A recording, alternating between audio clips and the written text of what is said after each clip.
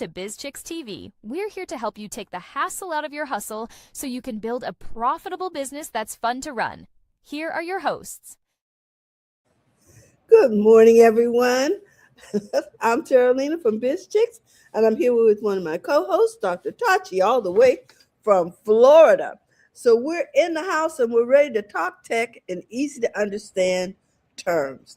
But I want to start with a little story about a legend in innovation.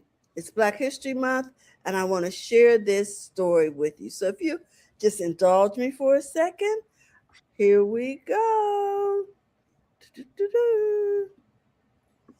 This story is all about a guy named Lonnie Johnson. Now, doesn't that just sound like somebody next door? It does. You know Lonnie, he's always taking stuff apart. Well, this Lonnie Johnson is an engineer, an inventive, and a STEM visionary, because it's a fact that curiosity, builds the future. So I just want to talk about this for a minute because Lonnie was an aerospace engineer, a prolific inventor, and his determination to take things apart and put them back together transformed both space exploration and everyday play. And his story is going to show you how innovation stems from relentless problem solving and the courage to pursue unconventional ideas. Now, Johnson's journey from a segregated South to NASA's Jet Propulsion Laboratory demonstrates the power of a STEM education and the profound impact one individual can have across multiple fields. His inventions continue to inspire generations of engineers and inventors. So let's get to Lonnie's story. He was born in Mobile, Alabama in 1949.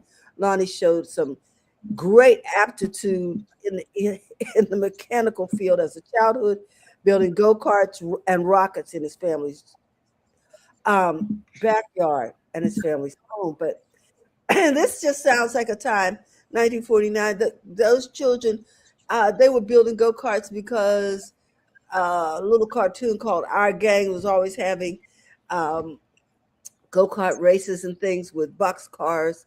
And we take orange crates, tack them onto a board, put our roller skate wheels on there, and a little handle on the top so we could halfway steer and just go down the hill and crash and burn.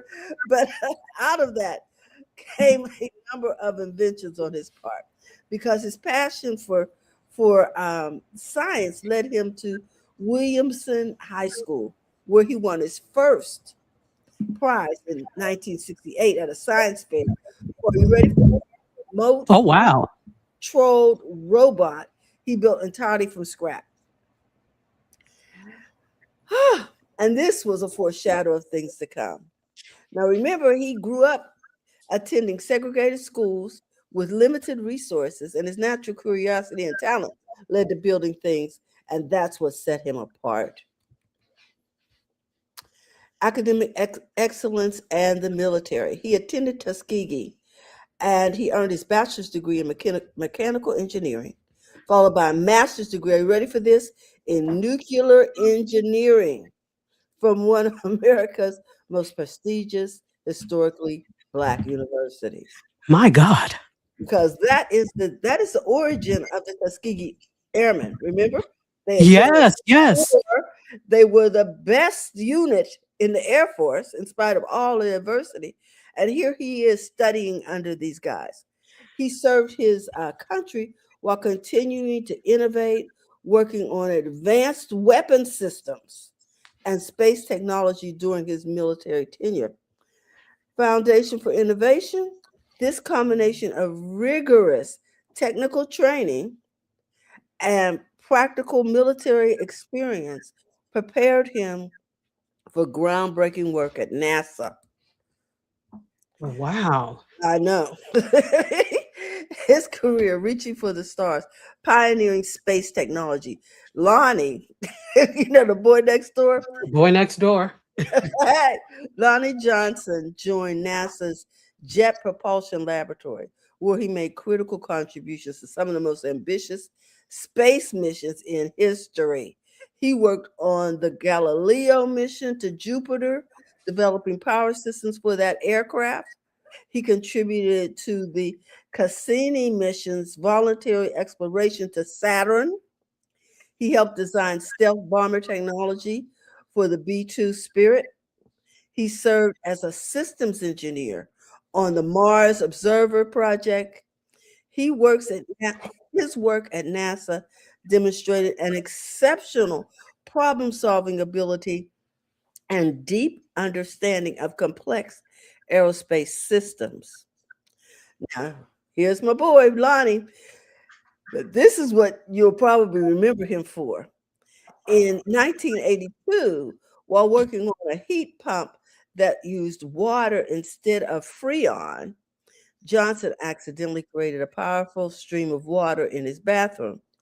This serendipitous moment sparked an idea that would become one of the most successful toys in American history. The invention developed the pressurized water gun prototype in his spare time, initially calling it the Power Drencher before renaming it the Super Soaker. Yes. Commercial success.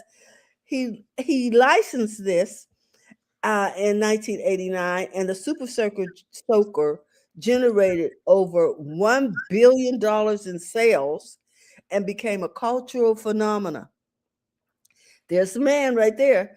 Lasting impact. The toy revolutionized the water gun industry and remains one of the world's best selling toys, delighting millions of children.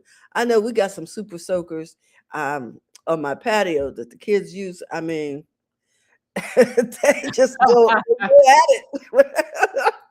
So he was a prolific inventor and he has over 100 patents. Johnson's creativity extends far beyond the Super Soaker. He holds more than 100 patents across multiple fields, demonstrating his versatility and his innovative thinking.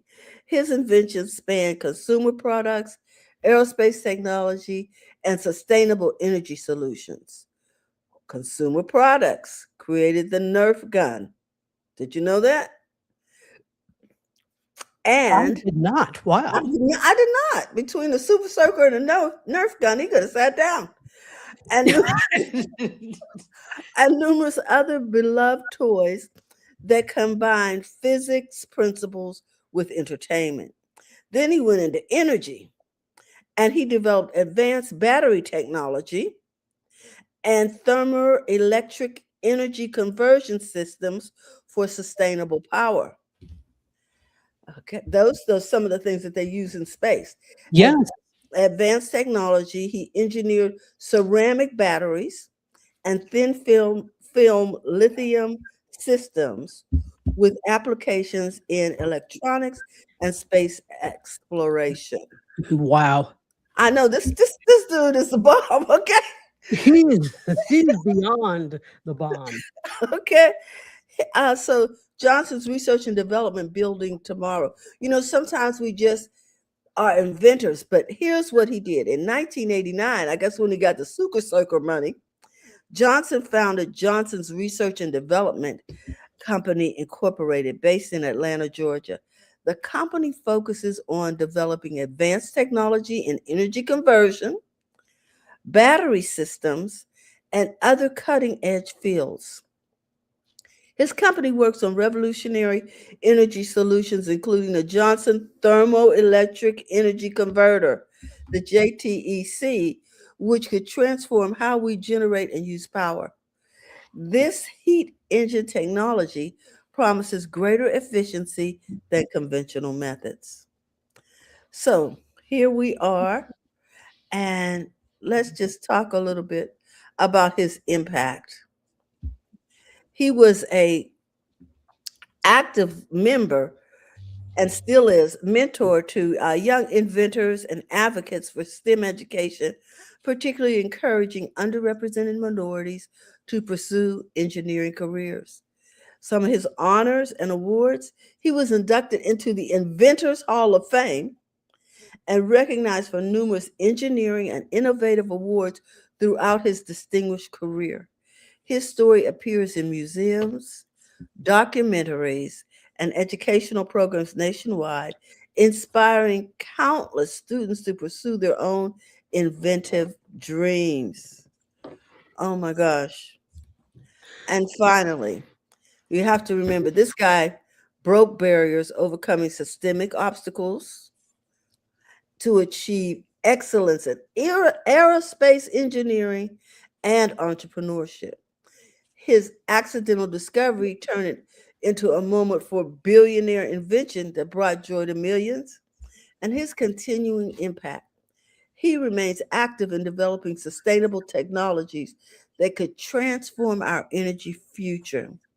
Lonnie Johnson's life exemplifies how curiosity, education, perseverance can change the world from exploring distant planets to revolutionizing play.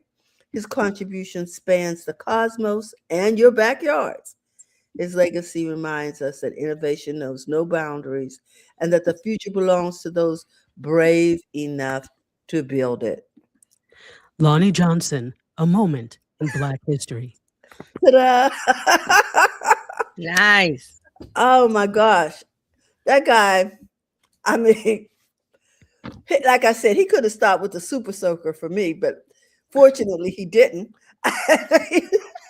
May I just also say that this really shows the salience of HBCUs and how Mhm. many wonderful Okay. inventors, how many wonderful people in all fields they have been able to produce. And, it's not, this is the interesting thing. It's, they've gone on to produce many people who are not Black as well, so HBCUs impact has touched or have touched so many people. Yeah, it's just amazing. I love this story. And I'm just excited about it. He's the man. That's all. I'll just stop with that, and I yield the floor because that's what I wanted to share today. And Fran, I know you didn't get to do your history. Do you want to do your history? Sure. Okay, let's go. All right. Let's This see if week in tech history. Let's see if I can move these things around. This morning it was acting kind of interesting. Okay, don't worry about it. Let's just Let's go roll with what we got going. yeah. So we're going to start because you just did Mr. Johnson in tech history. And so I have my stories now will include Blacks in tech all year round, not just Nice. February. Yeah. But we have February 11th, 1972, Dr. Ayanna Howard is born. Ayanna Howard is a robotist, an entrepreneur, and AI leader known for her work in human-robot interaction and artificial intelligence. She'll probably keep everybody in check. Okay. Her contributions include robotics research at NASA, AI systems designed for space exploration, advancing inclusive AI development. She later became Dean of Engineering at Ohio State University and founded companies focused on AI solutions. Robotics and AI are not just software, they are systems designed to interact with people and environments. Leadership in this space shapes the future of automation. And now on to tech history. February 10th, 1996, IBM's Deep Blue defeats Garry Kasparov. IBM supercomputer Deep Blue defeated the world-class champion Garry Kasparov in a single game, the first time a computer beat a reigning champion under standard tournament conditions. This proved that machines could outperform humans in complex strategy. It accelerated research. It shifted public perception of artificial intelligence. The lesson here, technology moves from assistance to dominance when computing power meets strategy. Next story, February 12, 2001, Near Shoemaker lands on an asteroid.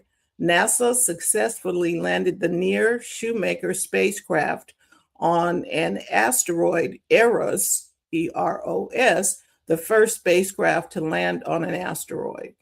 This impact advanced deep space robotics, improved autonomous navigation systems, strengthened planetary science research. The lesson here: autonomy in technology expands human reach.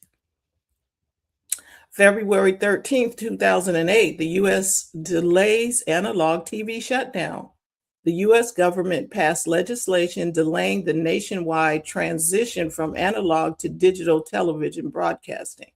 This impact accelerated digital infrastructure adoption, opened bandwidth for mobile and wireless services, marked a major shift in consumer media delivery. The lesson here: infrastructure transitions reshape industries quietly but permanently. And now for tech making history this week. Right now, AI is moving deeper into enterprise systems. Organizations are embedding AI into internal workflow automation, customer service systems, sales and marketing platforms, and data analytics dashboards. AI is no longer layered on the top, it's becoming a part of the operating system of the business. AI competition accelerates globally. Companies and governments continue investing heavily in AI chips, data centers, model training, and robotics integration. Execution still remains the differentiator. Most businesses now have access to AI tools, and the real gap is strategic direction, clean data, and decisive implementation. Access is common, but alignment is rare right now. And some consumer tech news this week: Apple extends its spatial computing features. It continues expanding software updates for its spatial computing platform, improving mixed reality app integration, and refining gesture-based controls. Updates focus on better app performance, enhanced collaboration features, improved comfort and usability. Has anybody gotten the Vision Pro since it came out? I have not, so. No, but I heard that they have incorporated YouTube or something in the virtual reality. But anyway, no. Yeah, they had the dedicated apps that actually work for the device. Yes. Like it's like Meta did for the iPad. Like they made an Instagram app for iPad, whereas before it was just the Instagram mobile, and you could use it on the iPad, but it wasn't the dedicated app. So that's what Apple has done for the Vision Pro. Yes. So this signals continued investment in immersive consumer experiences. TJ, or y'all might be talking about this later, TikTok expands AI-powered shopping tools. TikTok is rolling out enhanced AI shopping assistants designed to personalize product recommendation and streamline in-app purchases if people are still over there.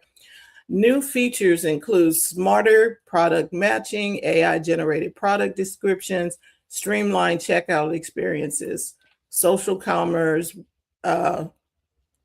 is continuing to blend entertainment and retail. So the next item is wearable smart rings gain momentum. Aura and competing brands are expanding features in smart ring devices focused on sleep quality monitoring, stress and recovery tracking, hormonal and temperature insights, and wearables becoming more discreet while increasing health data sophistication. Handheld gaming devices see renewed interest. Sony and other gaming brands are emphasizing portable and cloud-connected gaming devices. Trends include remote play integration, cloud gaming access, improved battery efficiency. Portable entertainment continues to compete for consumer screen time. Okay. And we are in an infrastructure phase. And that is your week in tech history. Ba-da-ba. I don't know about TikTok, y'all. I'm still. It's really up to people. If they want to continue to be over there, that's on you. But please, when the great African spaceship comes to take us all, stay here, because we don't need your wahala on the spaceship. We don't need your wahala. Oh my gosh. All right. Oh, and there was one other story that I saw come across one of the little news feeds, tech news feeds. I heard that SpaceX is changing its trajectory. I'm going to use that word, from building on Mars, from going to Mars to building on the moon. Oh, really? Interesting. Why is the moon closer? At least you can get back. I mean, I'm just asking. You know that was shade. Anyway, That was shade. What was the motivation? I mean, wasn't nobody coming back from Mars. Yeah, remember, I told you all years. What was this? 2016 or 15? Was it? It was not SpaceX, but Mars One. So they were basically in this race to Mars together, because you know somebody always has to be first with foolishness. So the whole thing, I went to a presentation that they did. You know, it was a general session, and the presentation, I said, "Oh, I need to hear this," and they were like, you know, they're taking applications now. Lots of people have applied. He was like, "But you can't come back. So if you go, that's where you die, basically." I was like, who would do that? It's like the movie Interstellar. Somebody who wants to be in history books. You did not live to tell what Mars is like. We don't even get a report. No. You don't live to tell the tale. I don't know. And you're living in artificial conditions for the rest of your life, because you can't be outside without some sort of specialized suit. If even that. See, people think that it's going to be like the movie The Martian. It's not. You can't come back. They can't come and pick you up. And part of the problem with that is not that it wouldn't be possible, but you don't have enough fuel to get there and get back. You can't. So unless they develop some sort of biofuel that will actually power it to get back, where you won't run out of fuel in the middle of the universe, you can't. That's it. Let me get some of those Star Trek thingies, you know, all the good stuff that's in Star Trek, you know. A ship, transporter,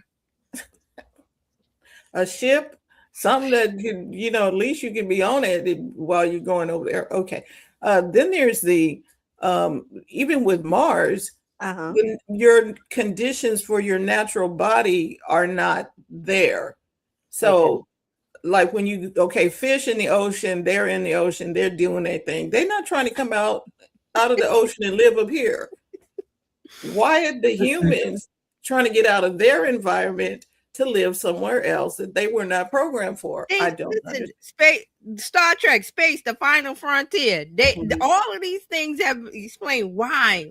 Because it's there. Why did you go to Mount Kilimanjaro? Why did you go to Everest when there's like 300 dead people up there? Oh, because it's there.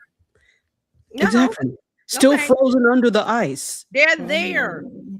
That does not deter, because I'm not going to say all humans, but some human spirits are wandering. The fact that we're adventurous, and we're the only group of beings that has here anyway the ability to reason, and not just reason, but strive for something like be competitive. So there's a little bit of innate competitiveness when it comes to mates, etc. in the animal kingdom, but we're the only ones who take this beyond that, where it's like, oh, I have to have the best this, I have to I have to reach the highest thing. So I think that summit is programmed in many humans.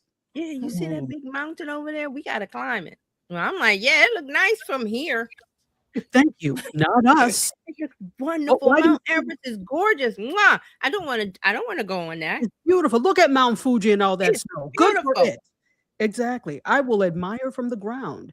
And that's what people, and see, that's another thing about the human spirit. People who feel, who value, well, first of all, people who really cling to a belief in a higher power, people who really value life that they have, and people who don't have resources, and so they cling to what they have and view it as precious, are the ones that are least likely to go and climb Everest and do stupid things. I shouldn't say stupid, adventurous things like that. The people who look at all the billionaires who do things like that. Look at they have infinite I could have resources. Oprah Exactly. money. I still don't. I could have Oprah money. I could have Elon Musk money. I still don't want to go. No. No, there's a cultural thing behind this as well. And I think we would be foolish to acknowledge that there's not a cultural thing behind this. Right. Yes. Yeah. Let me speak for the continent of Africa. Africans don't do stuff like that. Okay, so the Jamaicans, they do bobsledding. Why? Because just it's fish Because out of it's water wet. element, cool. Well, But that's not climbing, Well, Mount Everest. you have to go up the mountain to come down the mountain. So Yeah. But it ain't Kilimanjaro, and it's not Fuji. Right. It's not Everest. So there's that. See, Nigerians have a bobsled team now too. So, in fact, there are 8 African nations that are competing in the Winter Olympics. Good. Nice. I love that. Just because And you're of in course- a Scandinavian country that does, a non-snowbound, whatever, it doesn't mean, well, we can't send a team. Yes, you can. Absolutely. So, of course, you've got Jamaica. They started it off. Yes. And then Yes. we've got Haiti this year in the in skiing. Cool. Yes, in down That's what is cool. it called? Downhill. So Is this it the was a one first. where they lay down? Is it the No, one that lay it's down actually on- skiing. or the team? They're actually skiing with poles. You're Yeah. on Yes. feet. Mhm. And it's not I that we watched some can't of the do it. Olympics. It's just that, okay. I watched some of the Olympics. I was like, some of that stuff. I was like, it's cool. Like the one where they on top of the hill and they go and they have to lean forward with the skis. Oh, I'm like, they're going so fast. And I saw the women. I'm like, oh my goodness, that's something. Yep. You gotta want to do it though. And you gotta, it's gotta be in you for it to Yeah. work. Yeah. I like looking at it, but I don't. No thanks. Okay. Anyway, maybe the moon is in somebody and they just gotta go. I don't know, but I don't know, but that one-way trip is kind of interesting. I don't think I'd sign up for that one. No. and then who's gonna fix the equipment if it breaks up there? Because Well, you don't have to worry about it because they ain't coming back. no, but the that part. But My question is, what happens when your little suit is antiquated and you want to go outside and take a walk? You've been up there 10 years, and maybe the technology is a little ancient by then. Because that's what I'm saying. Because we have humans humans with limited knowledge creating whatever they're creating for us to be there. Like helmets and stuff. Okay, we're depending on another human who don't know what's happening on the moon or Mars either. All you needed to fix your suit was a needle and thread, which they didn't pack.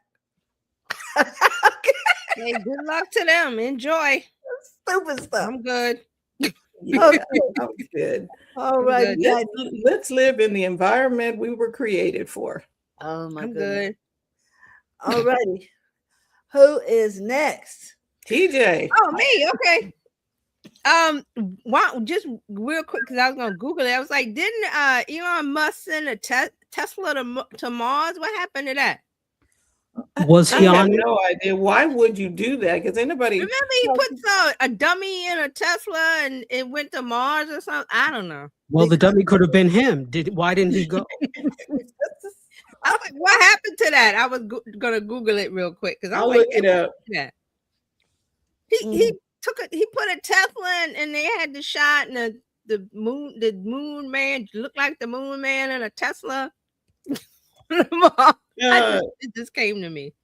It was a while ago. It is hard enough just to get regular things to Mars. How are you gonna get a whole car up there?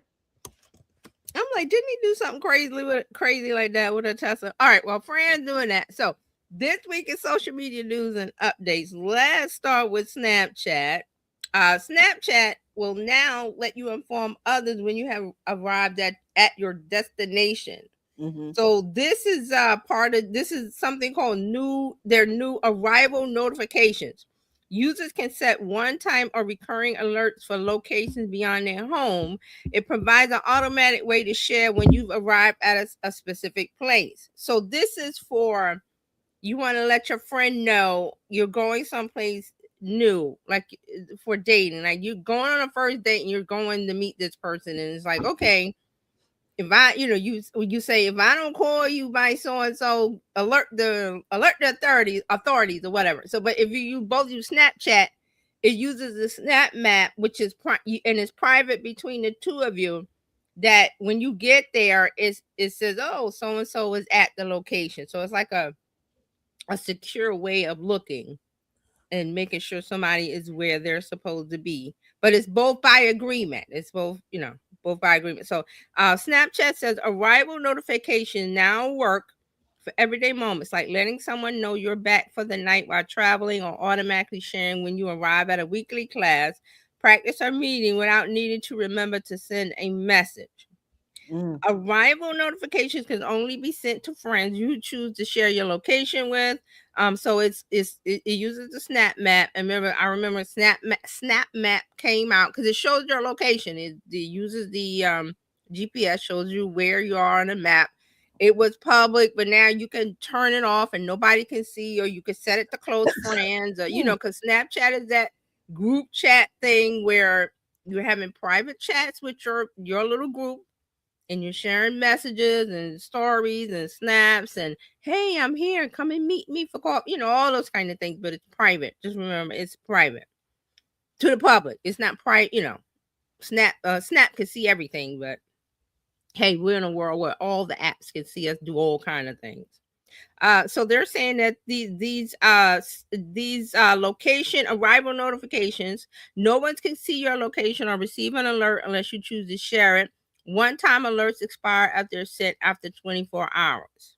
Okay, so you sharing it with a trusted friend on the group chat, and then you can set this arrival notification to go off. And this will be, I can see the use for this with parents and young children. But if you already have, say, if you have an iPhone or an Apple system, you already got the ability to see where they are. So I was like, okay, this is outside of that.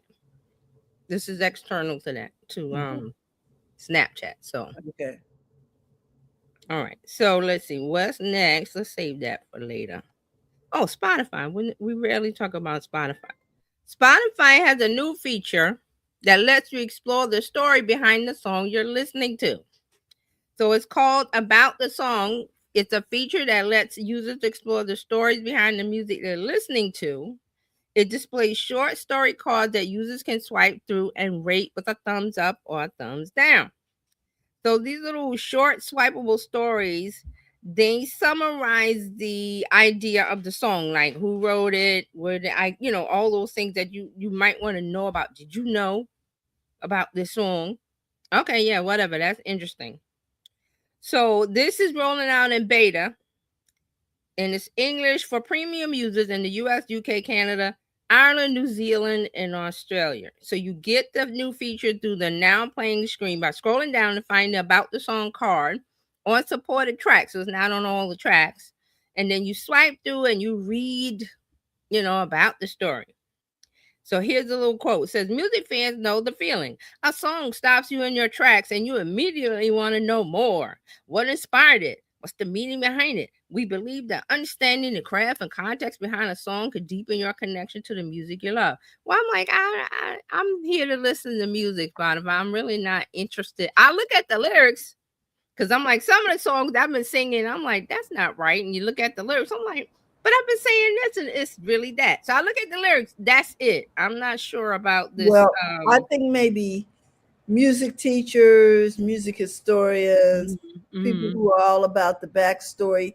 You know, some people just need to be in people's business. Why'd you do? Yeah. For music, you extreme music lovers, and Mhm. I've seen some videos on YouTube where voice teachers and people in music have talked about the technology or the crafting of music and songs and why a person sings and voice lessons and voice thing. I've seen things like that, and they analyze popular music, like popular songs, and they talk about it. I've seen that. It's kind of interesting, but I was just like, okay, this is cool, Spotify. I guess, you want people to be active in your app because, And now they put work on the person creating the song to write up this history to go in there. right. Now But then that may be already when they created the album. That might, because remember liner notes and all the things, and some journalists, music journalists, Rolling Stone, they write about the song or the artist, so they might get it from them. I'm not sure where they get it from. Yeah. But it's available. So instead of you going to, wonder what this song is about and going to Google and looking at Wikipedia or whatever other thing you Google and it tells you about the song, you just stay in. See, here it is. You're staying inside of Spotify instead of going out. So that's basically what it is. I was trying to figure out why. Well, who asked for this? So. All right, Meta. Meta's been doing a lot. So let's see. Meta. Okay, so first of all, excuse me. Threads has a new Dear Algo, ALGO, Dear Algo, an AI feature that lets you personalize your feed. Now I've seen this. I saw this the other day, this week. So you type in Dear Algo, and then it turns into a link, and then you tell Threads what you want to see in your feed. Like, I should have found one, but it says, I saw one the other day. Dear Algo, connect me with people who like Bad Bunny or people who like XYZ. And then it's a signal to Threads that they try to connect you or bring the next time you go on your feed, you get content about the thing that you asked for. Okay. So it's called Dear Algo. You type in Dear Algo in a public thread, followed by what you like to see more of, less. And you can also say less, don't show me any, don't show me any Kid Rock stuff, or don't show me any politics, or so it listens to what you want for and against. So you type that in, you say what you want to say, and then the next time you come in the feed, you will see more of it. So another example here, dear Algo, show me more posts about podcasts, or you could get more specific about certain sports podcasts or makeup or fashion, or show me more like Michelle Obama's you get specific about what you want, and then Thread, the next time you come in the Threads, it will try to show you those things. So here's the quote from Threads. Threads is where you go to keep up with what's happening right now, but sometimes what matters to you changes in an instant, and you want your Threads feed to reflect that, whether it's seeing more posts during a live NBA game, or less about a TV show that you haven't caught up on yet. So if your algorithm is talking about a certain show and you haven't seen it, you can say, Dear Algo, please don't show me anything about the TV show. And you won't see anybody talking about it. Because Threads is really, when you go, I've been going in and out, and I've seen all kind of stuff, like just stuff that I was spent the other day laughing my head off over the things that I've seen, different stuff. And I'm like, oh, this is pretty good. And then when I like it, Threads is going to give me more of it. But this is another way, instead of going, okay, just give me whatever the random stuff is coming in my feed, I can tell Threads to say, show me this. Now, it's not only that, it's in addition to whatever the stuff that you like and the people you follow. Got it? So you type so in order to do this, we just open up and do a post. Yeah. And just say, Dear Algo, show me more travel. And it turns in, when you post it, the Dear Algo turns blue. I've seen it. It turns like linkable. So it's like a signal to Threads that Okay, this person wants to see more of this. You know what though? I'm sorry, I didn't mean to interrupt. No, I'm done. Go ahead.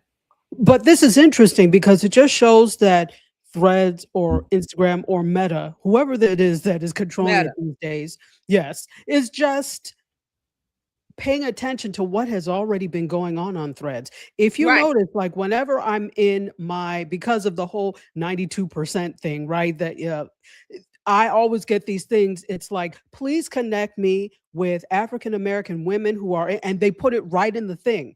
So it's Yes. been happening. It's just now that they have seen what people are already doing. It's kind of like what is it called? An egress, when people are walking through the grass, making a pathway through the grass instead of following the sidewalk. And so what they end up doing is actually making a path through where people were cutting through. That's what Yes. it is in this case. Yes. Yeah. So this is exactly right. This is where they got it, because people were doing it. But see, the thing is, when people were doing it before, if someone who didn't follow you or whatever came across your post, they didn't know what you were, what is that about? Right. So they're trying to turn it into something that's AI related, and also to help you customize your feed. Instagram, they're doing that with Instagram. You want to customize your feed to curate your feed.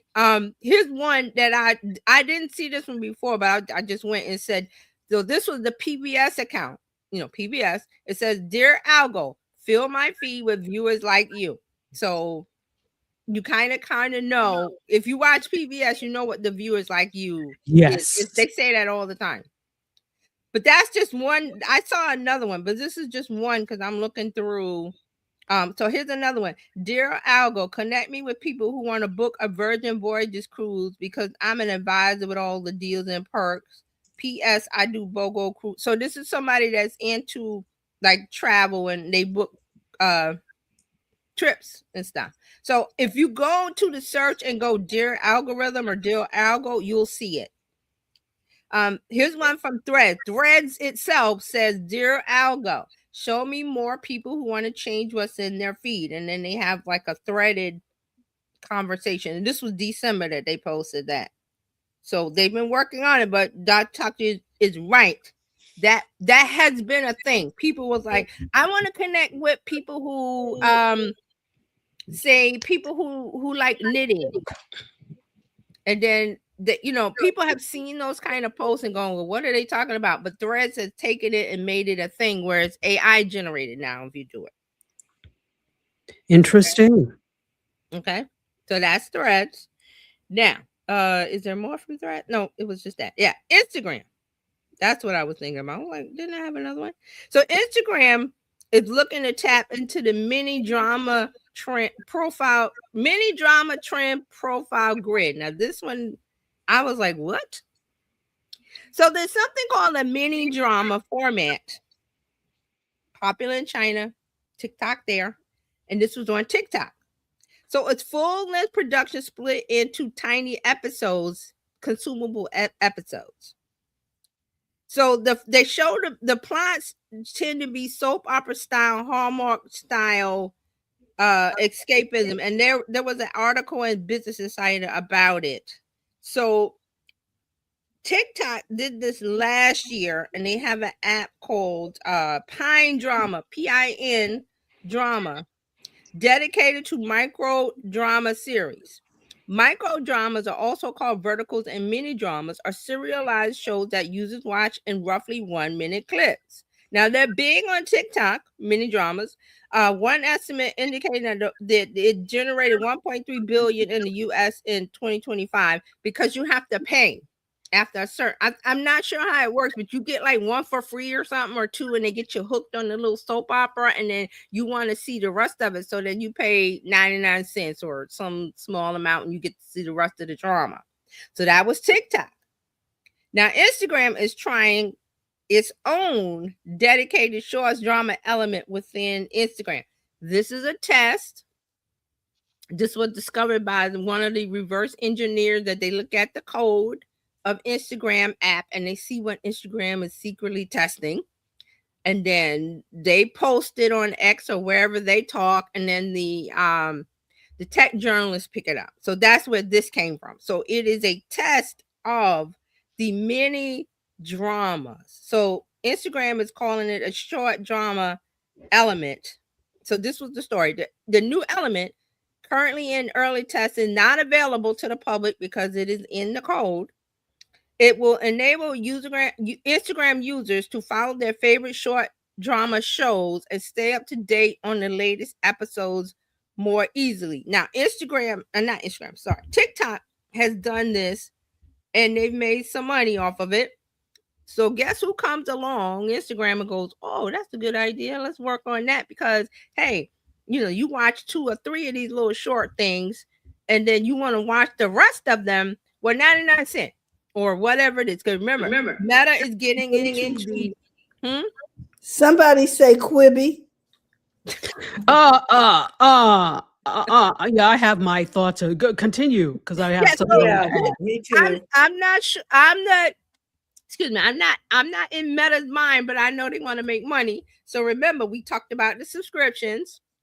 They want to do subscriptions because then if you use the AI tools, that's going to be behind the subscription. They want more money. Here's another thing: get them hooked on a mini drama, and then I don't know how many you get to watch for free, and then if you want the rest, 99 cents or what? I'm throwing out the 99 cents. I don't know what they're going to charge, but it's not going to be for free because TikTok did theirs and it wasn't for free. Go ahead. Dr. Tachi, you want to go? I'm going to go. Go ahead. I'll go after you. Let's go to Atlanta. Country Wayne has been doing this over on YouTube. Yes. And I'm like, are y'all just not catching this bus? Mm-hmm. Listen. Yeah. Go ahead, Fran. No, that was it. I was just gonna say this has been done. Country Wayne has been. He got episodes. I mean, you can't keep up with them. They come out every hour or so. He made lots of money on YouTube, and I believe he's on Facebook and TikTok. He, if you want to know more about Country Wayne in this, he was on a Shannon Sharp Club Shay. I think last year I watched that episode because I didn't know. I was like, who is a Country Wayne? I had never heard of him. So I watched. Yeah, but you can get hooked on them stories. Seriously. He was like making money. They're like 3 minutes each, and you'll be like, okay, wait, I need to leave the room. He has these people, these actors that do things, and they set up all of these little. It's very popular within a certain and they're filming segment. Yeah, they film with the phone. Yes, filmed with the phone. Yeah. So go ahead, Dr. Saji. First of all, I'd like to say, may Quibi rest well. They were ahead of their time, and they didn't know exactly how to do it properly. What they had. They didn't know what they had. They shuttered after 6 months. So the problem with the traditional media industries, especially now, is they don't give anything a chance to grow wings because they are so risk adverse. Had they hung in there for a while, or maybe pivoted and had that original concept in their back pocket while refining it, they would have been on top of the world right now because they were ahead of the game. Number two, all this is again watching what people are already doing. If we look at any social platform, there have been creators that have been creating micro dramas for years. Yeah. What they have been doing, and in a vertical format, what they have been doing is a lot of them are playing all the characters. There's one ratchet one, but it's really good, called his name is London Charles, and he has actually 2 micro dramas that are in overlapping universes. So some of the characters and he plays all of the characters are in this second drama that he started.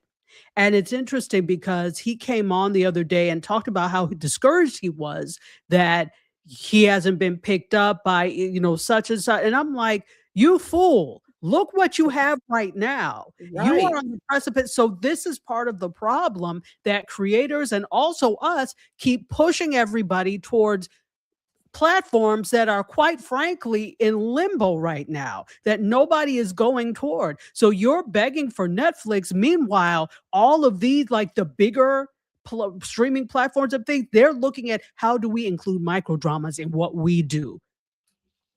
You have to pay attention to what's happening. So I think it's very interesting because what they're doing is, again, simply looking at what people are already doing and like, you know what, we have an idea. So to your point with the bus, it's like, you know how now I went to Catholic school, so I didn't take a bus to school, but you know how if you took a yellow bus to school and you missed it, how annoyed your mother or father would be that you missed it because now you have to. So this is the thing.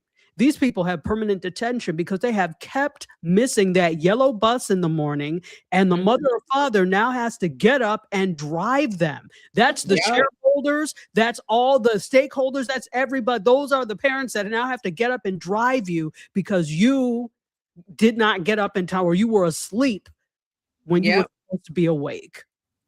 Exactly. Exactly. Mhm. Exactly. I was like, I believe, I'm not sure about this number, but I did like a quick Google search on YouTube. Country Wayne, he said he makes 20 million from these little short dramas that he does. And I believe this interview was 2 years ago on Shannon Sharp Club Shay Shay. Has it been 2 years already? I know it was last That's year. what I it thought it was says. last year. Yeah, Wow, it says 2 years. It says 2 years. and they are still rolling. January 17th, 2024. Wow.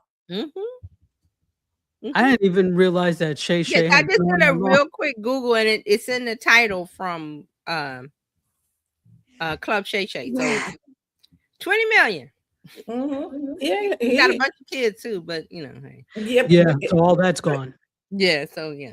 But The he talks about the setting up the series, and he has groups of people, and he has, you know, has a house, or he has houses where they set up because they're all, you know, it's all like inside a house, outside a house, whatever, drama, family stuff.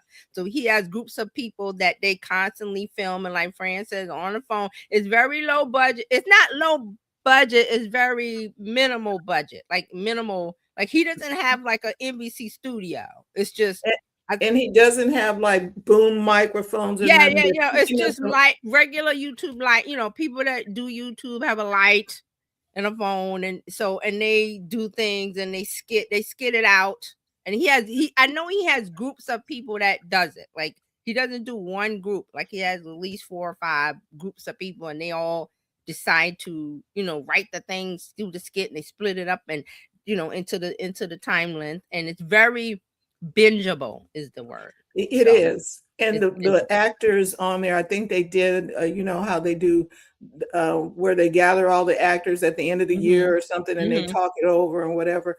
These actors were like, I don't know if what my agent got me into over here, you know, because it wasn't regular TV. Right. And but now they don't mind, they still getting paid. Yeah.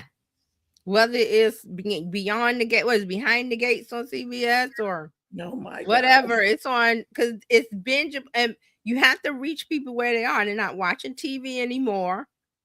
A certain demographic, they don't even own, the younger crowd, they don't even own TVs. That's more of an older thing where they have the TVs. So it's about going where the eyeballs are and making the money. So listen, I thought it was really interesting. It's super interesting because I actually have a story about that in mind. So I'm glad. Let's hear it. Oh, well, no, I don't want to disrupt your time. Go ahead.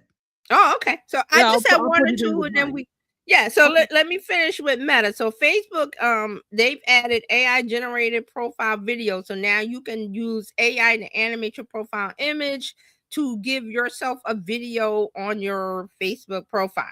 Here's the quote from Meta. You can now animate your profile picture, turning a still photo into a playful animation in seconds.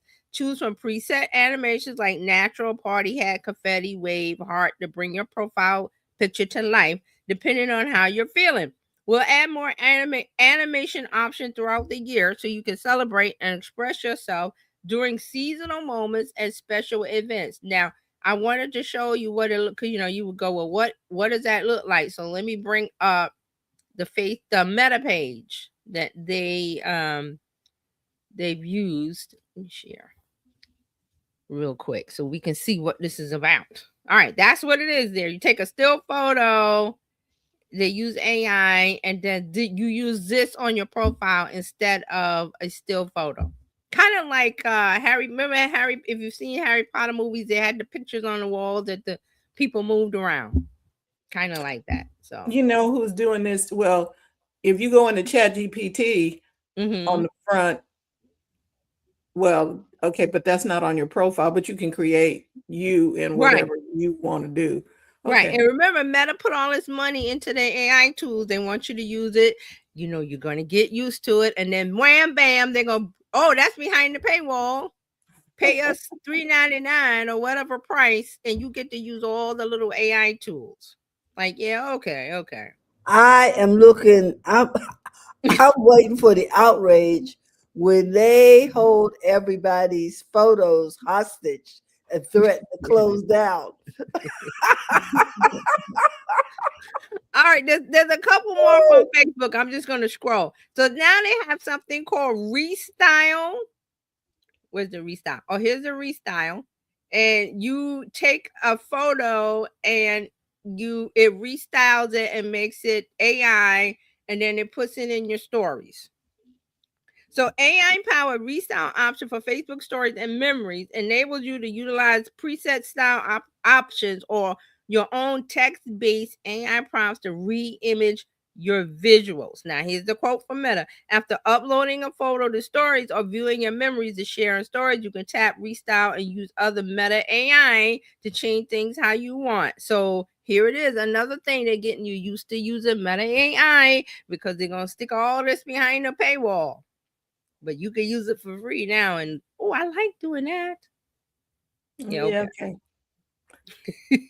Now, the last one from Meta, they also, this is more AI. This is you can make AI animated backgrounds for your text posts. So you can use AI, and here is the little example that they're doing. They're typing out spring is on the way emoji, and then it turns into the background with the text on the top.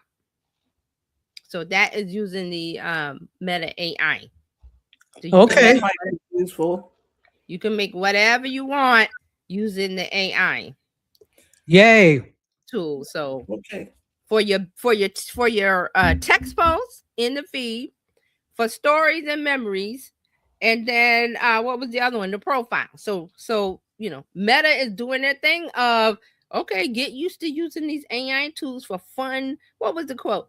For fun, interesting, unique ways, so you can create something share worthy to connect with your friends on Facebook. Yeah, okay, I see you, Meta. Mm-hmm. I see you. You're gonna put these things behind a paywall. It's coming. It's coming. All right. So the last one, TikTok. TikTok has launched a local feed in the US.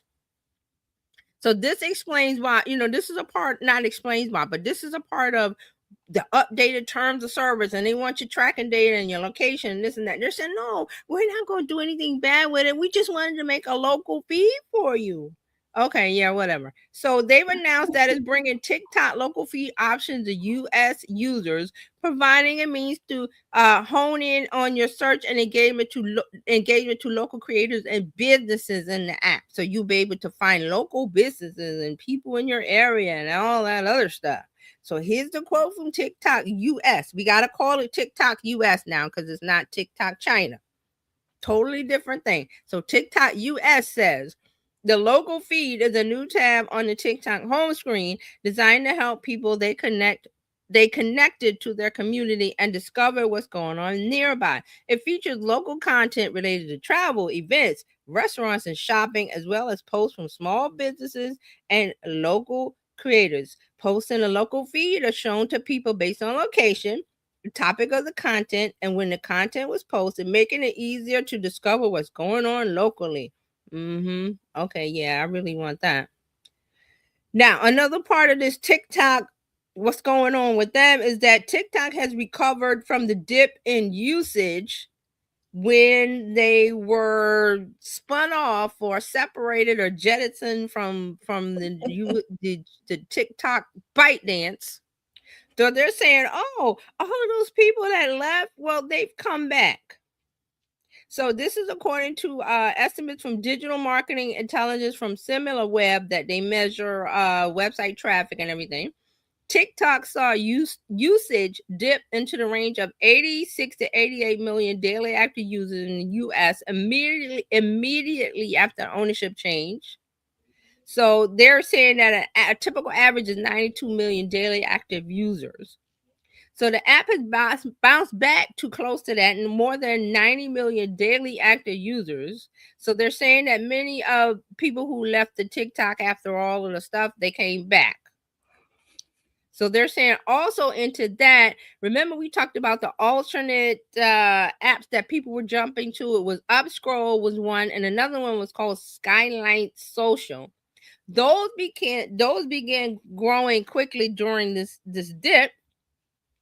Now it's a tiny fraction of TikTok, but they've gone up to 138,000, not million, 138,000 daily active users, and now it's dropped on January 28th. This peak when everything was happening. Now it's down to 68,000 daily active users. Skylight Social hit 81,000 daily active users. This is all according to SimilarWeb because they track, they can track the website traffic because remember all these apps are on servers. So they're saying that Skylight Social has now dropped down to 56,000 daily active users. And so also both of these new apps have seen their user signups increase exponentially, but now they're leveling out. TikTok is leveling out, and people, like we say, if you want to be on TikTok, enjoy. We're not there. I'm not there. No, we shall not see me there. TJ, I have your answer to the Tesla in space. Oh, good. Tesla in space. Tesla. Yeah. So, according to my digital assistant here, no, Tesla is not back on Earth. In February 2018, SpaceX launched a cherry red Tesla Roadster into space aboard the first Falcon Heavy rocket. Okay. The car belonged to Elon Musk and was placed into a heliocentric sun-absorbing trajectory. Here's where it is now. It's orbiting the sun. Its path crosses the orbits of Earth and Mars, and it's not on a return path to Earth. It's not expected to come close enough to re-enter Earth's atmosphere anytime soon. Over time, radiation, micrometeoroids, and solar exposure are degrading the vehicle, but it will likely continue orbiting the sun for millions of years unless it collides with something. So space junk forever. Space junk forever. What was the purpose of this? That's what I want to know. Why? The first car in space? To sell Teslas. It was the first car in space. I don't think it was, look, I'm not buying it because you put it in space, but some people will. And it's the Roadster. What was the year? What year was this that he launched it? 2018. Okay, this was all before the stuff that the Elon Musk drama we have today. So this was back when people were, oh, Elon Musk is great. We're going to buy a Tesla. Remember that? Yes. Yeah. And so little Tesla history. Elon came in. I need to. What year did he come in? Because he didn't start Tesla. Tesla started in 2003. Right. And he wasn't involved. And then he became CEO at some point. And then we have what we have. Yeah, we have what we have now. So yeah. But I just remember that I was like, wow, it's been 2018. I didn't know it was that long. Yeah. I just remember him. Oh, they put a Tesla in space. Like, what is it doing? And now who's talking about it? Nobody want to talk about it because of it's space junk. It's crap up in the air. Junk. It's just gonna orbit the sun until forever, or when it burns up, or because it's deteriorating because the sun is it's a very high energy source, so it's gonna I burn think up. there's a point that you have too much money. Yeah, he's just throwing money in the air. Just you hear, just Okay, so little history here. Elon became CEO in Tesla in October 2008. Tesla okay. was founded in 2003 by Martin Eberhard and Mark Tarpenning. Okay. So, well, that's all I have. This is my the social media news and update for the week. Okay, Dr. Tachi has the floor. Great. All right. So let's go through some things. I wanted to mention that today is World Radio Day, in case you didn't Ooh, know. I did So, not yes, know. happy World Radio Day. It is now 80 years since the UN radio first began broadcasting from New York on February 13th, 1946. And this is actually, something I believe that the UN actually does makes it World Radio Day. So there are celebrations across the world that spotlight radio's enduring strength, human connection, and life-saving impact. So, and it's interesting because there are, in this new age of AI, what does radio really mean? So let me know, do you all listen? And radio means different things. So I think it's taken on a new meaning, but do you all still listen to terrestrial radio? Yeah, I mean, I'm Interesting. YouTube all the time. Interesting. Yeah, mine is digital. I can remember somewhere, I don't know if it was at school or somewhere, where there was a radio where you can tune in and get stuff around the world. You just dial in. Haven't seen Yes, those in a while. absolutely. So whereas radio has waned a little bit in its importance in the US, if you look at other countries, particular smaller and emerging markets, they don't have a heavy reliance on radio, but radio is still a thing, right? Still Right. a big thing for Okay. emerging markets. So yeah, Medioscope is on a radio station in the Bahamas. So Ooh. yeah, so radio still works in certain parts of the world, but happy World Radio Day. Yeah. So let's talk a little bit. Speaking of radio, I'm sure you all know about ASCAP, which is for So let's talk a little bit about this. They have reported record revenue collections. So if you don't know how ASCAP works, you have to have a license to play copyrighted music Right. on your radio station. On even here, this is why Right. most of us that stream, we don't play copyrighted. Well, there are some people who do, and I just look at them like, okay, you're going to get dinged, or your stuff will get taken down, and Yep. it does, and it does. So this is why you pay. If you're going to do that, you pay for a license either through what is it? CSAC is one. ASCAP is another one, and there's one more. There are three of them, and I can't remember the name of the other one. But ASCAP is a big one that lots of people get licenses for, and lots of people apparently are doing that because they have record revenue collections in turn and royalty distribution. So they generated 1.9 billion in total revenue last year, and made 1.7 billion available for distribution to members, meaning those songs, those artists that are members of ASCAP, those distribution went out to them. Okay. So this 2025 revenue total represents a 6% increase, or 110 million over 2024.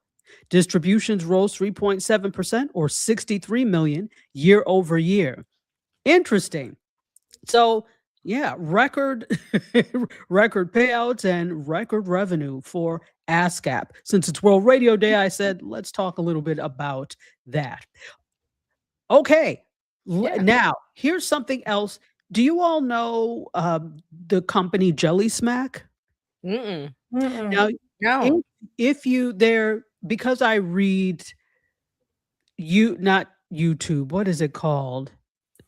There's a publication I read, and why can't I think of the name? It's something Tube. So it really is about the video and streaming industry in general, but they cover a lot of YouTube and YouTubers. Yeah. And they always, when it comes to what is the awards? Not the Streamies. It's one of these awards for streaming media for creators. They Mm-hmm. usually will cover the cost of the application fee so you could get it for free. They've done it for the past several years. It's like, Okay. hey, if you want to apply, Jelly Smack is covering the cost of the application, which is cool because it's like, oh, you can actually apply because some of these things can be exorbitant. So Right. Jelly Smack is really like a creator company, a company for creators. And so, well, let's call it a creator growth company. Okay. Hmm. So, but they do own the Law and Crime Network. Okay. So EW Scripts, which, as you know, own, well, maybe you don't know, they own a portfolio of about 60 stations in 40 plus markets, 60 television stations in 40 Okay. plus markets. So you'll see they also own Scripps News, Ion, Bounce, Grit, Mhm. Ion Mystery, Ion Plus, and the Laugh Channel. They are selling these off to Jelly Smack. Now remember, this is a Okay. creator growth company, creator Right. growth Right. company. And here they come, a traditional station group company is selling off to a creator company. Now they're saying they're doing this to reduce its debt. Now, and that makes sense. But the irony of this is not lost on me. This is a creator growth company, even though they already own something, Mm-hmm. they're acquiring Court TV and some other things. So I find this very interesting that now traditional companies that are lacking cash, etc., are now selling to, because all we have to do is, even though we can argue Netflix is really kind of one of the majors now, look Yeah. at the whole Warner Brothers Discovery sale to Mm-hmm. network, impending sale to Netflix. That's not anything that we ever would have guessed would happen in the past. But because of things like that, we're seeing things that are more possible. I don't know this for sure, but I'm also thinking that some of these companies have more cash available than some of these legacy media that have a lot of debt. And so they're selling off some of these things, and some of these newer companies, not that they are, high on the hog, but some of them are printing money, right? So it's an interesting turn of where the industry is going, and I'm putting these things out there because we all need to pay attention. If you are a content creator, if you are creating content, you need to know where the industry is going. So that's why I'm putting this out there. So I think this is really interesting that EW Scripts is selling the Court TV franchise to Jelly Smack. I was like, wait, Jelly Smack? Interesting. Interesting. So they've been selling off things though, because last summer the script sold WFTX to Sun Broadcasting for 40 million. They also fought back and attempted takeover from Sinclair Broadcasting, and we've heard the name Sinclair, right? Quite a Yeah. bit this year. Okay, so Sinclair was trying to acquire them. So this is all interesting. Keep your eyes open and your ear to the ground when it comes to these things. All Will right. do. I've got more. CBS News is considering a new round of layoffs, and that could affect at least 15% of the staff.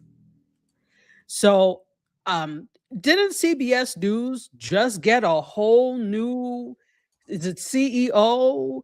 They And got a new what's a Barry Weiss or something. She's the yes, head of the news something. exactly. I have the head of news, exactly, Yeah. not CEO, but a new head of news who is taking the network and network news in a more conservative direction. Yes. Yes. So What does I that mean? it means that the reporting, if you look at CBS Evening News, the reporting is sways more right now than it did before because of who they have as the head of news. Yes. They're changing the direction of the focus of how they present the stories. Exactly, which is right in line with who owns Paramount. Okay. Right. And then a lot of people, I think they did a buyout. A lot of the CBS news employees they took the buyout, like they're leaving, like all of the people that have been there for years and stuff, because they don't Yeah, like the new direction. So absolutely. And so it's easier for them to take this new right. And I direction. believe if they stay, they get a pay cut, I think. Because I know they made Gail take a pay cut. So Yes, absolutely. So, but if you're at a certain, this is my thing. If you are at a certain level in news, uh, Gail can afford to say, "Go to hell," yeah, and leave. yes, she She can. doesn't have to stay there. It's not her only job. She has other jobs. She She's has the other jobs editor-in-chief of too. Oprah magazine.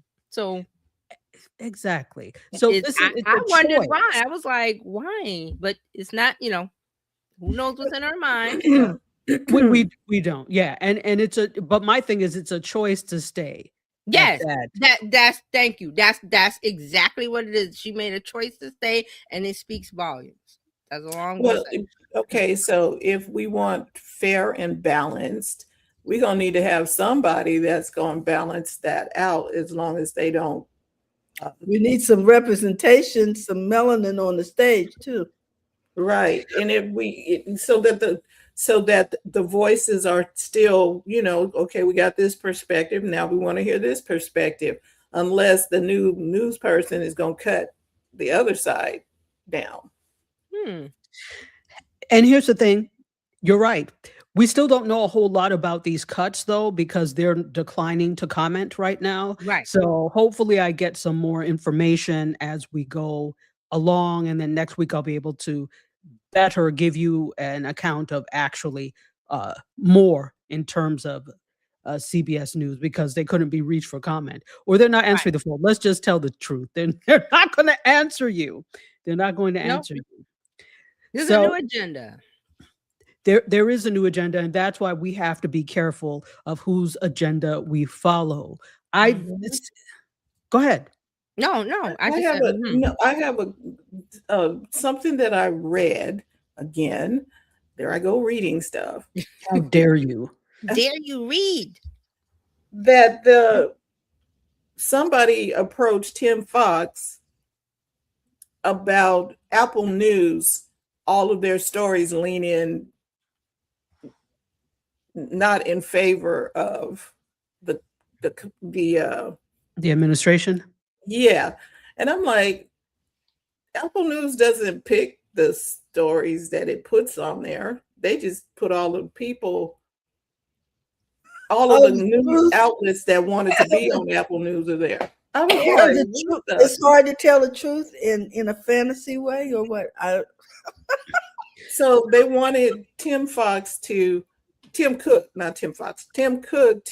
I was about to ask you. I said he must be new. Go ahead. To kind of put more representation of the administration on there. I was like, why would we? Apple News just gives you all of the truth. It gives you the headlines. It really is like an amalgamator of what news is already out there. So it curates news for you. And it's Apple News itself is not a news outlet. It is curating the news for you. It's like an Amazon for news. It's just gathering the news. Here's what was in the news today. Sort of like the don't make the cut. Sort of like the skim was, or yes, it just gathers. So if your stuff don't make the cut, we can't help that.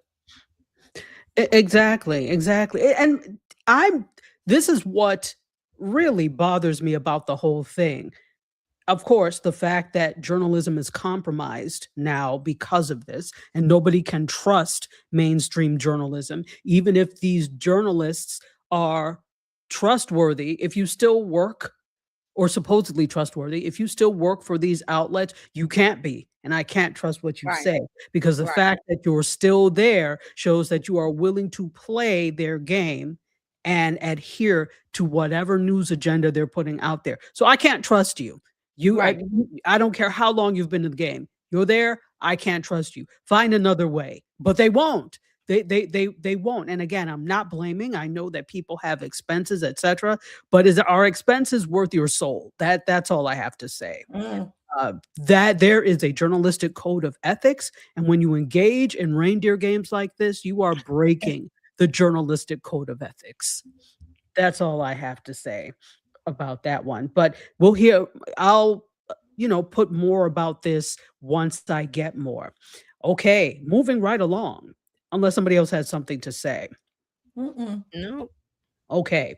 I want to give you a little bit of what's happening on Broadway, and it kind of ties into media. Now, I follow Broadway news a lot. You probably know that I have a theater and dance background. So I'm always interested in what's happening with Broadway and in the world of dance. So J Hud, or Jennifer Hudson, has joined the Dreamgirls Broadway producing team. Now, if you remember, she played Effie White in the 2006 film adaptation of Dreamgirls. So there is the Dreamgirls revival, okay, that is coming up, and she is joining the producing team. So it's planned for Broadway this fall, with direction and choreography by one of my favorite choreographers, Camille A. Brown. She is a Black choreographer, and she choreographed Hell's Kitchen and the most recent Gypsy revival. So this is actually, though it's not a new thing for Jennifer Hudson producing, this is actually going to be her third producing credit. She actually became an EGOT award winner. So for those of you who don't know, that's Emmys, Grammys, Oscars, and Tonys. So if you have all four, you are an EGOT. So after she was on the production team for Strange Loop, and they won the 2022 Tony for Best Musical. That I think that's what cemented it for her. And she was also a producer for the musical Smash last season. So more from Broadway. Have you all ever seen, this is probably a stupid question, but have you seen the movie Imitation of Life? Do you remember that? Yes, yes, I definitely remember. It was good. Very good, very interesting, right? So there is a new musical called Imitation of Life. Oh, really? Yes, that is going to premiere off Broadway, and the score is by John Legend. So it's go ahead. Okay, so they're setting it to music. Is it the same storyline? Yes, it is it's based on the novel by Fannie Hurst and Universal Films, and it's going to premiere at the Griffin Theater at the Shed starting this fall. And yes, Pulitzer Prize winning author Lynn Nottage is writing the script, and Liesl Tommy is directing. So this is actually the first major theatrical production for John Legend. He previously contributed a song to the 2017 Broadway musical SpongeBob SquarePants, and he served as a producer on the 2017 revival of Jitney. Now, I'm really surprised that this is his first foray at a major musical for Broadway, just because he's such a great musician. So I'm surprised. But yeah, so he will be doing the score for Imitation of Life, and it will be an off-Broadway production this fall. Now, it just seems to me that I need to find my way to New York. It's been a little bit of time, so I need to take in some Broadway. I would love to see them go from Broadway to a actual film. I think it would. There's so much lacking. I don't even know what came out this year. It's been so. It's interesting, but you know what would, in my mind, hinder a film? Do you think that audiences are too far removed from the concept of traditional passing for that to really be salient for a film for modern audiences? What do you mean passing? You know what I mean? The whole thing of sitting in a theater? No. Passing for white. Oh, the whole I think because if it's set in a historical setting, I think it's going to be effective, because it talks about the drama and the trauma of what people of color go through. And I think generation has no idea. But at the same time, it is a love story about the mother and the daughter and them respecting each other and trying to want the best for each other in a time where this was a path to a better life. Yeah, and I do understand, because again, It's how a many drama. iterations? It is a drama. And my thing is, Mhm. how many in Color Purple? How many iterations of Raisin in the Sun have we had? I do agree. I'm Yeah, just I don't think we've wondering. had a lot of iterations of, this particular story. No, we have no, we haven't. We haven't. I don't think we have. We've had some movies about this that are is set in that are historical dramas. Mhm. The one with Tessa Thompson and she's half Ethiopian and half Irish. I can't remember the actress's name, but it will come to me. But in any case, that we've had some recent ones, but I'm just wondering, and I'm all for it because I'm like, this is something I need to see. But I'm wondering if we, especially now, Mhm. need more joyful stories. Well, we do need joyful stories, but we also need more truth. Uh, you Yeah, know, who that's true. knows? And I mean, maybe by the time they get through with this, maybe we'll be in a different administration. well, I I don't mean, I kind of understand you want to go back to like the old things and redo them. I'm kind of like, I want new stories, know. What fresh like stories?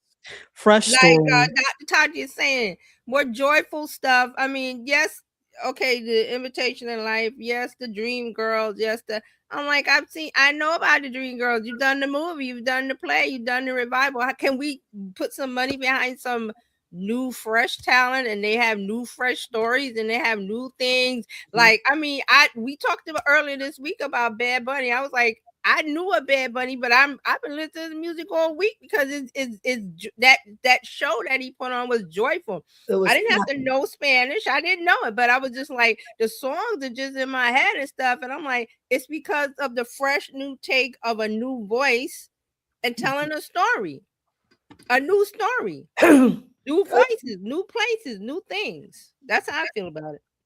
And I, you know what? Go ahead. Sorry, go ahead, I felt Chairman. I felt that way about Selma. I was Selma. I lived Selma. I didn't want to Right. see You it. don't want to see how many times are they going to retell the story? Mhm, mhm. Exactly. And after a point, I'm like, okay, 12 years a slave, enough. I'm like, So okay, the Dream Girls. Yeah, I was not. I was like, in what? Like, this Jennifer Hudson made a big. I saw a video on YouTube. I didn't watch it. And there was a big announcement, like, woo! Like, who was waiting for that? Who was waiting Mhm, for the new Dream Girls? nobody, I didn't and want it. no disrespect, because I mhm. think it's an amazing story. It is wonderful. It launched the careers of so many people that we know. However, there are universities full of people that are studying theater, Mm-hmm. that are studying script writing, that are Mm-hmm. studying screenwriting, Mm-hmm. that are looking to get, and I'm not going to say you get something off Broadway or on Broadway right out of school, but there are so many people that are writing musicals that are right. Why are we rehashing the same things? But I know why, because just like Hollywood, Broadway, the great white way, as they used to call it, is risk adverse. And Mhm. there's Yes. way less money to be made on Broadway than there Yes. is in Hollywood. And all of this is drying up in Hollywood. So you can only imagine that it's drying up On the on stage. Broadway. Mhm. Yeah, on the stage. Mm-hmm. Mm-hmm. So that's why. So they know this worked before, so we're going to do it again. The See, problem is we don't want to see it again. yeah, that's what I'm saying. You can't. I'm trying to remember when Lin Manuel. I can't. I'm messing Lin-Manuel up. Miranda. Yes, when he was a fresh voice and came out, and then he did Hamilton, and he took an old story that nobody really cared about. Alexander Hamilton. Everybody knows who he is, but really didn't care about him. There's a house over there, and this and that. But he took a fresh take on Mhm. the The story story. and made it a phenomenon, culture phenomenon. And we need a new Lin Manuel. Somebody needs, Exactly. like Dr. Toddy said, somebody needs to take a chance on a new fresh voice, but they're so risk adverse because, well, the money, the money, the money. Sometimes, and especially with creative arts, you have to just do it. Look at Sinners. People were saying that Sinners wasn't going to get nominated for an Oscar because it was vampires. Horror movies never got looked at, and it's not a horror movie. Actually, Sinners It's beyond. It's not. It just happens to have vampires in it as the antagonist. That's it. But people were saying, "Oh, it'll never get nominated because it has vampires in it because it's in the horror genre and this and that." And I was like, "Well, okay, it just disproved that because it was a good story, and somebody took a chance that and Ryan wrote the story and it came creatively from him. He didn't go, well, let me sit down and write a blockbuster to make guaranteed money. He was like, I'm gonna write this story because it needs to be told. And if somebody watches it, good. If somebody doesn't, all right, I made it. And see the fact that he wrote the Black Panther and then Wakanda Forever actually gave him some room to play with to be able to do something like a Sinners. Right, because So those were things that made the studio money. They made them money, and they were like, okay, here now you can go play creatively because you've made us money. It built a comfort zone for him. Good for him. I'm glad of that because it allowed him to say, okay, I don't have to do the thing that has to make this billions of dollars. I can make my what is it called? Your passion project, your thing that you want to make. And it's because if you look at, say, artists that, you know, impressionists and people that make art, they didn't go, well, okay, we need to make a money maker. They just sat down and painted what they want. Claude Monet, water lilies, just a garden in France. He wasn't like, oh, this is gonna make me millions of dollars. He just made something that, okay, creatively, I want to make it, and here it is. So all of the great masters of art, they didn't sit down and go, well, we're gonna make money off of this, because they didn't make money then. The money is now, 100 years later. The money is now because they're getting auctioned off at Sotheby's and all this for 13 million, 50 million, this and that. But when they were doing it then, they were starving artists, just making art and creating the things that they wanted to do. So I'm like, the Dream Girl thing, I was like, I don't want to see that. I want to see Dream Girl. There's the Beyonce Jennifer Hudson one, or I can go to YouTube and watch clips of the original. And see, I think the point of all of this is you are only going to survive if you start telling the stories that the people who will pay money for it want to hear. That doesn't mean that you cannot be artistic with things, but let's just pretend, even though we all wanted to hear the story of Black Panther and all of this, but just like with any filmmaker, sometimes they do the things that are big and are going to be hits so that they can use that leverage to tell the other important stories. Yes. So, you know, you've got to do some things that are going to be hits. What are things that you think Gen Z wanted? Start a whole revolution. Lin-Manuel Miranda, I'm going to challenge you to do this, and you may not even be watching, but hopefully this gets to you. And maybe you are doing this and I just don't know. We need a emerging voices incubator for theater and for musicals. Yes. Whatever gave him his start, he needs to. Okay, now not the same. Maybe he is doing it. I mean, I haven't heard anything about him lately, but maybe he is doing that. But whatever got his start, his foot in the door, that needs to happen. We need a Lin-Manuel for the 2026. We need it now instead of, oh, let's go back and pull up this old movie. Or this old Broadway, because the Broadway show is old. Came out in 1980? The Dream Girls, I think. That's old. Yeah, that was 1980 because that was Loretta Devine. That was also Loretta Devine, Shirley Ralph, and somebody else. I can't think of the name. Yes. Oh, Jennifer Holiday. Mm-hmm. Yeah. And there was one other. Yes, there's another one. Yeah. But I don't want to revisit all of these. Oh, we're going to do a fresh take on Dream Girls, or we're going to do a fresh take on I don't want the fresh take. I want fresh. I don't want the fresh take. Exactly. So it Or reminds me of correct. this really quickly. I enjoy watching The Simpsons, particularly older episodes, because The Mhm. Simpsons, just like I blame Shonda Rhimes for the predicament we are with her devilish pen, I also blame The Simpsons for for writing things into existence. And there was an episode, and this is one of my favorite episodes to date because I crack up every time I see it. There was an actor, Troy McClure, that was on there. He was Yes. like, "Hi, Yes. I'm Troy McClure. Troy You may McClure, know yes. me from such videos as," right. So he always Yes. did that. And so his agent was trying to refresh and rehash his career. And Mhm. he was like, "Oh, okay, well, you need to get married. That will do you will do." That's when he got Yes. married to Selma, which Yes. is Marge's sister, right? But then he was like, "I've got something for you. It's Selma a and brand Patty. new script." His agent was like, "Planet of the Apes." He was like, "The movie?" He said, "No, the musical." And they did Planet of the Apes, the musical. Because they were breakdancing in it, and it was rapping. He was like, they were like, and I have to do this because you'll get the gist of it. He was like, "Stop. Don't let him escape." And then Troy McClure said, "Get your hands off me, Me, you that dirty yeah, ape." dirty ape, yeah. He can talk.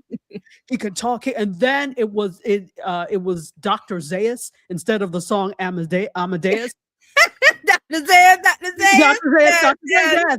I roll laughing the entire first time I say it, and it tickles me every time I see it. So I say that to kind of make a parallel with this. Who asked for Planet of the Apes, the musical? Nobody. Nobody asked for that. I Nobody don't think asked it. anybody asked for it. Nobody Exactly. asked for it. That's just like I just real quick thought of the Mel Brooks. Didn't Mel Brooks did a Nazi dancing Yes, yeah, thing the with one of his producers. The Yes. producers. And the point of the Yes. so here's the thing. The point of the producers was to make a flop so that they could claim that on their taxes and have them, but so they wanted it But to flop. it came a But hit. it was Yeah. a hit Yeah. because it Yeah. came off as a parody. So I'm like, Yeah. sometimes I'm like, do you want these things to flop so that you can? And not that it would, because it's an old story, but it's not going to get anywhere near the attention that it did in the early days. So Lin-Manuel, please have an incubator for emerging voices fresh so we could get some news stories on Broadway, some fresh voices, or even look off Broadway, because I love off Broadway plays and things too. Mhm. Let's do that, huh? Yeah, I agree. I agree 100%. So congratulations to Jennifer Hudson and all that. But I'm like, who's the market for that? Because Gen Z don't care. Neither does Gen X or millennials. Gen X or millennial. Is she gonna do a spirit tunnel or something? That thing that she does where they dance the guests in, is that what she gonna put into the Dream Girls? Because who knows? I was just like, I was like, why are y'all so excited? Dream Girls, like hasn't that been done ad infinitum? We had, I don't know. Well, yeah.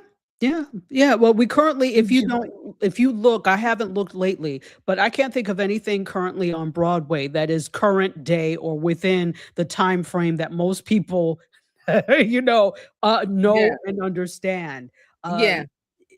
It makes Not it seem that as you if got to make stuff for Gen Z. I'm not saying you have to. I'm just saying, no. like, just looking at like what we were talking about earlier about culture and everything that drives it, and the youth drives the culture. I don't see the youth flocking to this Dream Girl. They're like, what? Yeah, no, what all I'm saying is include Gen Z in the equation when you include all parts of your audience. If these things are going to be, Broadway is meant to be wide, it's not meant to be niche. And so if you're going to do that, include everybody in your conversation. And I have one more story, and then we are going to Vamoose. Yes. Let's so Rehab Addict, because we haven't talked really TV shows. Rehab Addict is canceled by HGTV because the host Nicole Curtis used a slur during filming. I'm like, wow, these people are really emblazoned and emboldened, aren't they? So HGTV canceled their home restoration series called Rehab Addict. Have you ever seen Rehab Addict? No, No. Okay. no. Okay. I have, and I'm like, sometimes I'm interested in these shows and what they have going on, how they're redoing them. Oh, I'm like, okay, that's cute. So Curtis was heard on the production footage using the N word. So the network told the Hollywood Reporter in a statement Wednesday, HGTV was recently made aware of an offensive racial comment made during the filming of Rehab Addict. Not only is language like this hurtful and disappointing to our viewers, partners, and employees, it does not align with the values of HGTV. Accordingly, we have removed the series from all HGTV platforms. We remain dedicated to fostering a culture of respect and inclusion across our content and our workplace. So here she comes, and she addressed the news on her Instagram, and she said, "There is more to this, but my Yeah. family comes first, and I need to be mom right now more than anything else." Of course, always retreat to that. "I will take the time to be as I've always been with you, transparent and honest." Okay. She also says, "I'm grateful for the 15-year journey we've shared. It's been a meaningful chapter, but my focus isn't on my career." So, okay. "My focus at this moment is rightfully on my relationships and my community, the people who truly know my character, where my heart is. I want to be clear. The word in question is wrong and not part of my vocabulary and never has been, and I apologize to everyone." Hmm. Now, this is so let me tell you a little bit about the show, and I have seen this before. What she did was rehab homes in historic districts in Detroit and Minneapolis. She Okay. rescued them from demolition, and she restored them to their former beauty. And she actually did, a pretty good job. But my thing is, like, you've been there for 15 years and you haven't managed to learn any lessons about respect toward other people. And the fact that it came out of your mouth means that you use this. I don't want Yeah. to hear this is not my character. I've never used this in my vocabulary. You lie like a rug, as my favorite teacher from high school, Mr. Damiano, used to say. You say you lie like a rug. He was quick to tell all of it, "You lie like a rug." So I loved Mr. Damiano. He was amazing. But this is terrible. So usually it always follows the same thing. "Oh, well, I want to focus on family," and your focus wasn't on your family when you were loose at the mouth. So this is the interesting thing, and it just really goes to show, if you look at HGTV, they have a problem where everything and everyone is the same. So I don't watch it regularly, but sometimes you're like, "Oh, this is cool," but then you start to look, and it's like, well, there's no diversity of thought, there's no diversity of people, there's just no any type of diversity in at all on HGTV. So maybe this was the alarm that people needed to, let's go Okay, hit YouTube and do this stuff ourselves. Right. And see, I always love that. And like what you were saying about HGTV, like who is the audience for that really? I mean, I know a lot of people watch it, but who's the main target audience for that? I mean, I don't watch it. I would just go from what I know of the shows and everything. Seems to be a certain age woman, Caucasian woman, and da. Yes, Even though other absolutely. people watch it, Middle who is class. the target audience? The target audience is, I would say, if there's anything as a middle class, but middle to upper middle class women, usually unmelanated, Caucasian, as you said, Yes, women. Caucasian. Yes, let's call it. That's what it is. So, well, Caucasians are from the Caucasus Mountains. So anyway, they take issue with that whole blanket term for all non-melanated people.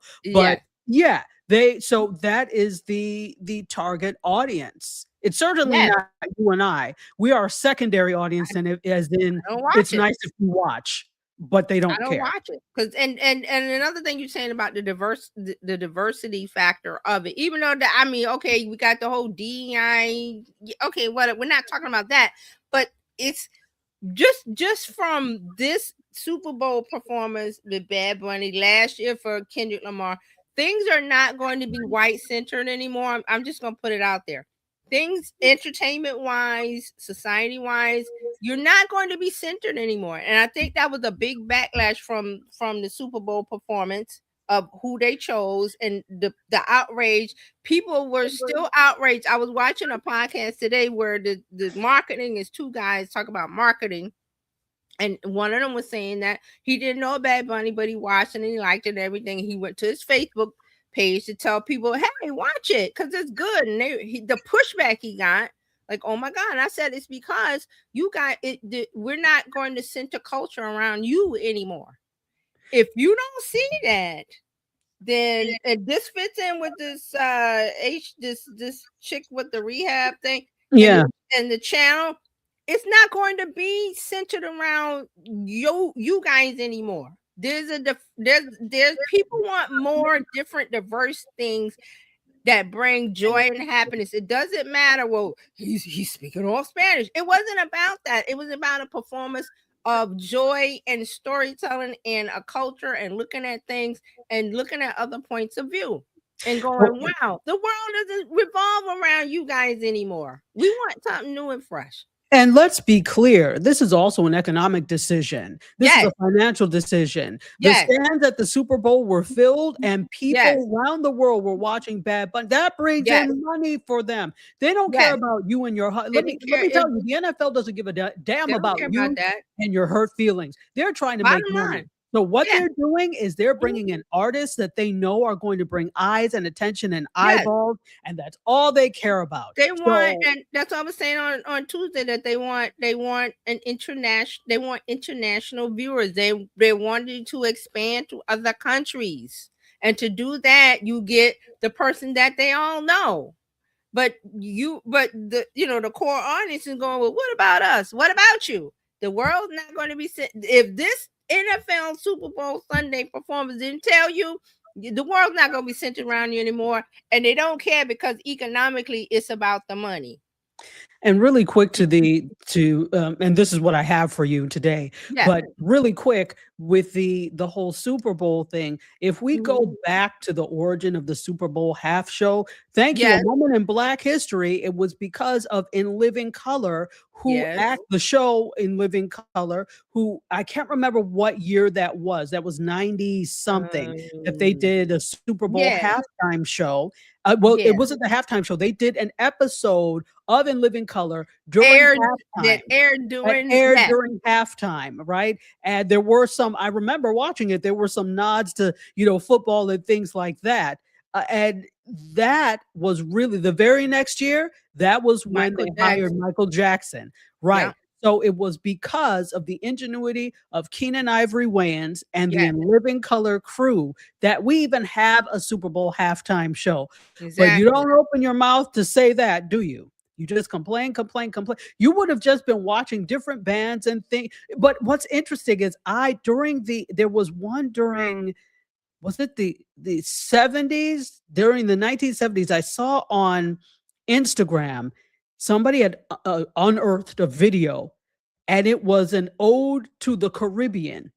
And they had different Caribbean bands and singers play representing the different Caribbean islands during halftime. Right. So this was obviously before any big halftime show, because they were figuring usually but I was like, oh, that's so interesting. Yeah. So it used to be the halftime. There was not a halftime show before Living Color, right? Well, there was, but it was the break. It was called the bathroom break. After you watched the football game, you held it until, because you didn't want to watch the marching bands. Or I remember it was Up With People. That was a whole bunch. They had the Up With People and the different. Yes. Yes, Up With People. World after, that kind of thing. And it was like the bathroom break. And then the Living Color changed it. And then